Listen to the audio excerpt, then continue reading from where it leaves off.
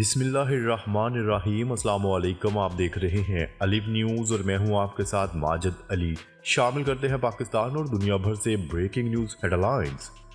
جنگی جنون میں مبتلا اسرائیلی وزیر اعظم نیتن یاہو نے عالمی دباؤ کو نظر انداز کرتے ہوئے کہا ہے کہ اسرائیل آخر تک جنگ جاری رکھے گا، ہمیں کوئی چیز نہیں روک سکتی۔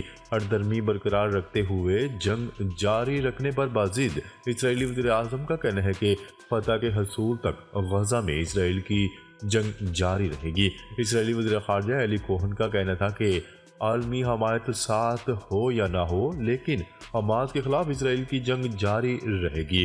اس مرحلے پر جنگ بندی ایک بہت بڑی غلطی ہوگی۔ ایلی کوہن کا مزید کہنا تھا کہ اس مرحلے پر جنگ بندی حماس کے لیے تحفہ ہوگی اور ہم نہیں چاہتے کہ یہ خطرہ اسرائیلیوں کے سروں پر دوبارہ منڈلاتا رہے۔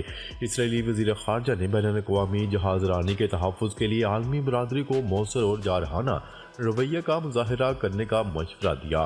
کیا رہے کہ گزشتہ روز وائٹ ہاؤس میں اپنی انتخابی مہم کے لیے چندہ جمع کرنے کی ایک تقریب میں امریکی صدر جو بائیڈن نے کہا تھا کہ اسرائیل غزہ میں بلا تفریق بمباری کے باعث اپنی عالمی حمایت کھو رہا ہے۔ اسرائیلی وزیر اعظم نیتن یاہو کو اپنی سخت گیر حکومت کو تبدیل کرنے کی ضرورت ہے۔ امریکی صدر جو بائیڈن کا مزید کہنا تھا کہ موجودہ اسرائیلی حکومت اسرائیل کی تاریخ کی سب سے قدامت پرست حکومت ہے۔ نیتن یاہو کو اپنی حکومت میں تبدیلیاں کرنے کی ضرورت ہے کیونکہ یہ حکومت اسرائیل کے لیے مشکلات پیدا کر رہی ہے۔ جو بائیڈن نے کہا تھا کہ نیتن یاہو کو سمجھنا ہوگا کہ عالمی دباؤ کے بعد مستقبل میں فلسطینی ریاست کے قیام سے انکار نہیں کر سکتے کیونکہ یہ بہت مشکل ہوگا۔ خبر کے اگلے حصے میں بات کرتے ہیں۔ غزہ میں جاری بارشوں کے باعث جنگ سے متاثرہ بے گھر فلسطینیوں کی مشکلات میں مزید اضافہ ہو گیا۔ فلسطینی میڈیا کی رپورٹ کے مطابق اسرائیلی حملوں کے باعث بے گھر ہونے والے غزہ کے ہزاروں فلسطینی خاندان عارضی کیمپوں میں پناہ لیے ہوئے ہیں۔ رپورٹ کے مطابق جنوبی غزہ میں بے گھر افراد کے خیموں میں بارش کا پانی داخل ہو چکا ہے، جس کے باعث ان کی مشکلات مزید بڑھ چکی ہیں۔ عارضی کیمپوں میں پہلے ہی گنجائش سے زیادہ افراد موجود ہیں اور پھر سیوریج کا نظام نہ ہونے کے باعث صورتحال مزید خراب ہوتی جا رہی ہے۔ بارش کے باعث وبائی امراض تیزی سے پھیلنے کے خدشات مزید بڑھ چکے ہیں۔ خبر کے اگلے حصے میں بات کرتے ہیں۔ غزہ کے لیے کوئی بھی ایسا منصوبہ جس میں حماس شامل نہ ہو فریب ہوگا، اسماعیل ہانیہ نے خبردار کر دیا۔ فلسطین کی مزاحمت پسند تنظیم حماس کے سربراہ اسماعیل ہانیہ کا کہنا ہے کہ جنگ کے بعد غزہ کے لیے کوئی بھی ایسا منصوبہ جس میں حماس شامل نہ ہو محض فریب ہوگا۔ حماس سربراہ اسماعیل ہانیہ کا اپنے خطاب میں کہنا تھا کہ اسرائیلی کارروائی کے خاتمے اور غزہ اور مغربی کنارے میں فلسطینیوں کے گھروں کی تعمیر نو کے لیے بات چیت پر آمادہ ہے۔ 7 اکتوبر سے شمالی و جنوبی غزہ پر جاری اسرائیلی بمباری اور زمینی آپریشن میں اب تک 18,500 سے زائد فلسطینی شہید اور 50,000 کے قریب زخمی ہو چکے ہیں۔ خبر کے اگلے حصے میں بات کرتے ہیں۔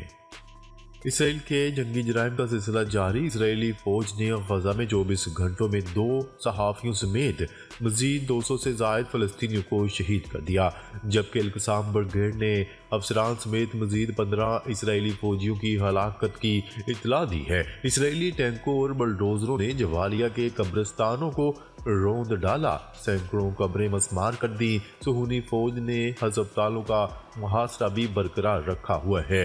اسرائیلی فوج کی وحشیانہ کارروائیوں میں شہید ہونے والے فلسطینیوں کی تعداد 18,682 جبکہ زخمیوں کی تعداد 50,000 سے کہیں زیادہ ہو چکی ہے۔ فلسطینی وزارت صحت کے مطابق 7,780 سے زائد افراد تاحال لاپتہ ہے۔ دوسری جانب اسرائیل نے حماس کے عسکری ونگ القسام بریگیڈ کے ہاتھوں مارے گئے مزید 15 فوجیوں کی ہلاکت کی تصدیق کر دی ہے۔ القسام بریگیڈ نے کہا ہے کہ گزشتہ روز شجاعیہ میں گولانی بریگیڈ کا کمانڈر، 3 میجرز اور 1 کیپٹن مارے گئے ہیں، جس کی ویڈیو بھی جاری کی گئی۔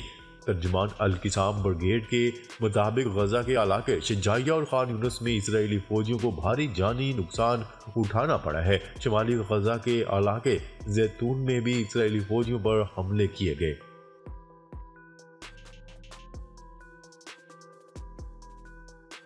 खबर के अगले हिस्से में बात करते हैं। Army chief general Asim Munir ने पेंटागन में अमरीकी वज़ीर दिफा लॉयड ऑस्टिन से अहम मुलाकात की। पेंटागन की जानिब से जारी करदा प्रेस रिलीज के मुताबिक अमरीकी वज़ीर खारजा ने आर्मी चीफ की पेंटागन में मेज़बानी की। मुलाकात के दौरान दोनों हुकाम ने इलाकाई सलामती से मुतल्लिक ताज़ा पेशरफ्त पर गुफ्तगू की। अमरीकी हुकाम ने इस हवाले से बताया है कि मालूमात में दो तरफा दफाई ताउन के मुमकिन शोबों पर तबादला ख्याल भी किया गया।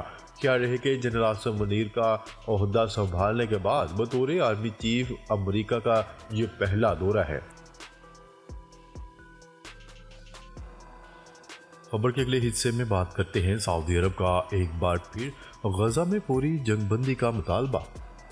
गैर मुल्की खबरसां एजेंसी की रिपोर्ट के मुताबिक सऊदी अरब के वज़ीर ख़ारजा शहज़ादा फैसल बिन फरहान ने इंसानी हकूक़ कौंसल इजलास जनेवा में मुनक्किदा कॉन्फ्रेंस से ख़िताब में कहा है कि मुनसिफाना और पायदार अमन के लिए काबिल एतमाद रास्ते की तश्कील ज़रूरी है, इसलिए गजा में फौरी जंगबंदी का मुतालबा करते हैं। उन्होंने कहा है कि गजा की पट्टी की तलक़ हकीकत बैनुल-अक़वामी सलामती और अक़वाम मुत्तहिदा के अदारों की साख को मुतासर करेगी।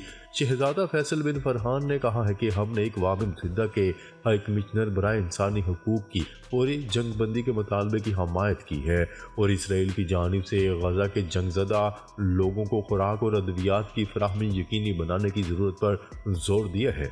उन्होंने फ़लस्तीनियों को हक़ खुद अरादियत और बाकायदा ज़िंदगी का हक़ देने की अहमियत पर जोर देते हुए कहा है कि फ़लस्तीन के हालात बैनुल-अक़वामी इंसानी हकूक़ की वाज़िया खिलाफ वर्जियों और जनेवा कन्वेंशन की खिलाफ वर्जियों का खुला सबूत है। सऊदी वज़ीर ख़ारजा ने कहा कि सऊदी अरब इसराइल की जानिब से फ़लस्तीनियों पर ढाए जाने वाले मुज़ालिम की मज़म्मत करते हुए इसराइल को कटहरे में लाने का मुतालबा करता है।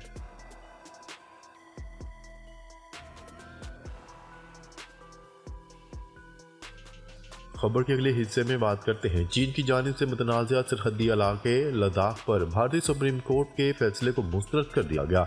चीनी वज़ारत ख़ारजा की तर्जुमान ने कहा है कि चीन ने कभी भी भारत की तरफ से यकतरफा और गैर कानूनी तौर पर कायम करदा नाम नहाद मरकज़ के ज़ेर इंतज़ाम इलाके लद्दाख को तस्लीम नहीं किया। अदालती फैसला इस हकीकत को तब्दील नहीं करता कि सरहद का मगरबी हिस्सा हमेशा से चीन का रहा है। चीनी वज़ारत ख़ारजा की तर्जुमान ने मज़ीद कहा कि पहले ही कह चुके हैं कश्मीर के मामले पर चीन का मौक़िफ़ मुस्तकिल और वाज़िह है कि यह भारत और पाकिस्तान के दरमियान माजी का एक तनाज़ा है और इसे अक़वाम मुत्तहिदा के मंशूर सलामती कौंसिल की करारदादों और मुतल्लिका दो तरफा मुआहिदों के मुताबिक पुरअमन तरीके से हल किया जाना चाहिए। वाज़ेह है कि 5 अगस्त 2019 को भारतीय हुकूमत ने आइन के आर्टिकल 370 और 35A के तहत खित्ते को दी गई ख़ुसूसी हैसियत को मनसूख कर दिया था और साबका रियासत को दो वफाक के ज़ेर इंतज़ाम जम्मू कश्मीर और यूनियन टेरेटरी लद्दाख में तब्दील कर दिया था। बीजिंग ने जम्मू कश्मीर में तब्दीली पर इतराज़ किया था क्योंकि चीन लद्दाख के हवाले से सरहद का दावेदार है।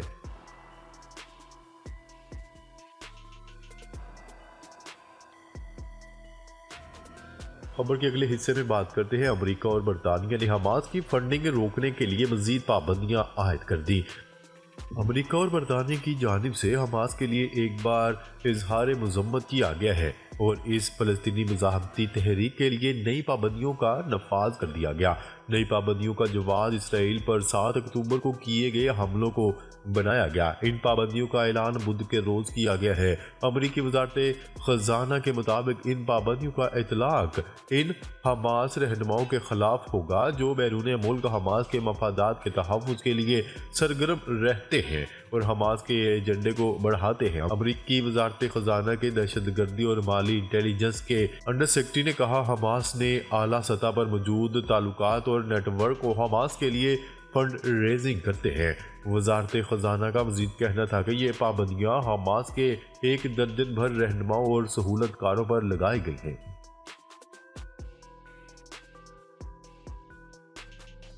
खबर के अगले हिस्से में बात करते हैं। रूस ने इसराइल और फ़लस्तीन के दरमियान जारी जंग का देर पा हल तलाश करने के लिए अक़वाम मुत्तहिदा की कॉन्फ्रेंस बुलाने का मुतालबा कर दिया। خبر ساز ادارے کی رپورٹ کے مطابق روسی وزارت خارجہ سرگئی لاروف نے اقوام متحدہ کے سربراہ انتونیو گوتریس سے مطالبہ کیا ہے کہ کانفرنس میں عرب لیگ، اسلامی تعاون تنظیم اور خلیج تعاون کونسل کے ممالک کے نمائندے شامل ہونے چاہیے۔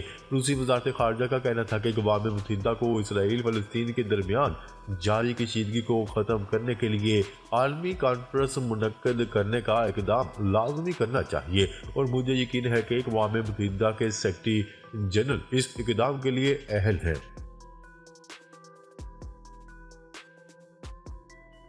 خبر کے اگلے حصے میں بات کرتے ہیں فلسطین پر اسرائیلی مظالم کے خلاف جو بائیڈن انتظامیہ کے ملازمین کا وائٹ ہاؤس کے باہر شدید احتجاج۔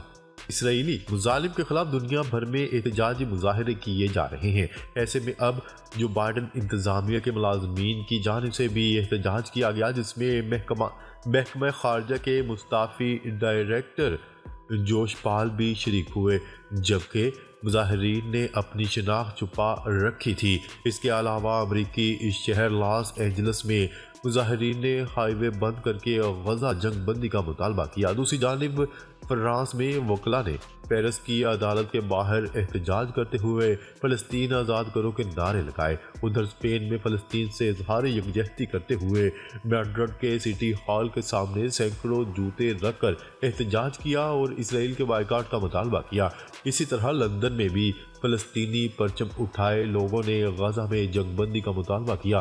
یمن میں فلسطین سے اظہار یکجہتی کے لیے خواتین نے ریلی نکالی۔ ناظرین، اب تک کے لیے اتنا ہی۔ مزید خبریں لے کر بہت جلد آپ کی خدمت میں حاضر ہوں گے۔ تب تک کے لیے اپنا خیال رکھیے گا۔ اللہ نگہبان۔